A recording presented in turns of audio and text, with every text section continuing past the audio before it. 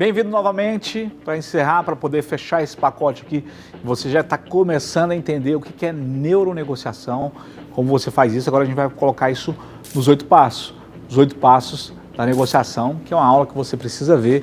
A gente está só no começo dela, depois você vai ter outras partes onde vai aumentar aí o nível, vai fazer com que você tenha isso já de uma maneira mais refinada. Então é importante que você saiba com qual da fase você está e com qual parte do cérebro você está falando. Então o primeiro passo da negociação, como vocês lembram, é a prospecção de cliente.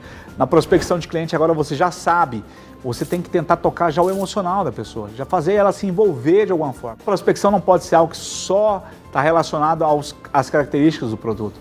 Ela tem que estar mais a fundo, ela tem que trazer segurança, tem que trazer conforto para o cliente, tem que trazer status, porque status também está relacionado à parte emocional.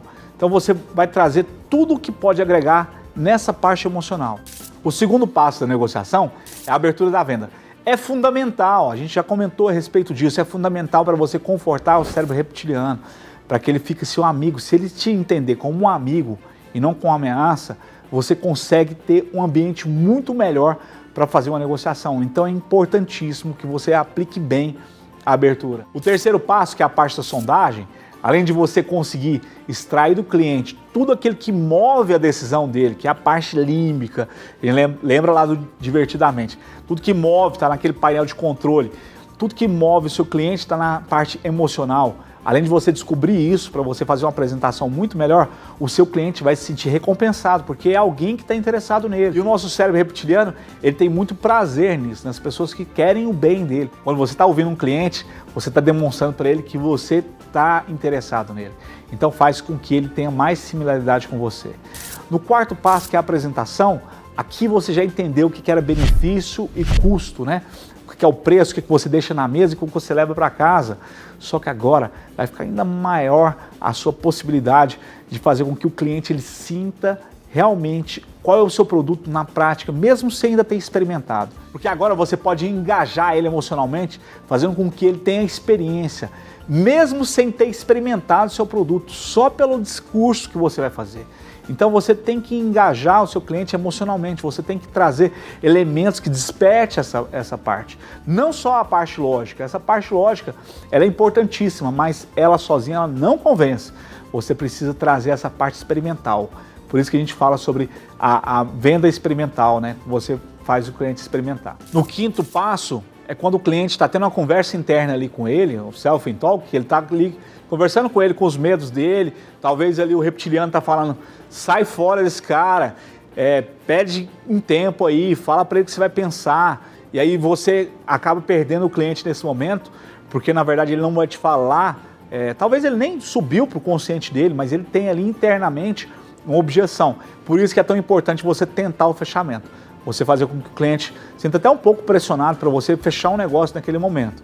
Por quê? Porque vai subir à tona, vai subir para a razão dele, e ele vai identificar qual que é a objeção que a gente passa para o sexto passo, que é a objeção.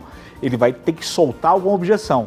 Não deixa nessa parte inconsciente, porque às vezes nem o cliente sabe realmente o que ele quer. Porque o cliente fala assim, olha, eu vou pensar e nunca é a mesma coisa, né? Se você entender isso, vou pensar e nunca é a mesma coisa, você vai fazer sempre uma tentativa de fechamento. Sempre você vai levar o cliente a fechar algum negócio. Então, faça com que o cliente tome uma decisão ou te dê uma objeção. Ou ele vai comprar, ou ele vai te dar uma objeção. Não deixe o vou pensar, porque vou pensar e nunca é a mesma coisa. Então, quando você faz com que o cliente tome a decisão, leve ele para um fechamento, e a gente vai falar sobre as técnicas de fechamento, e vai ser até mais fácil a gente poder explicar isso depois que você ver essa aula, porque você vai ver qual ponto que a gente vai estar falando do cérebro.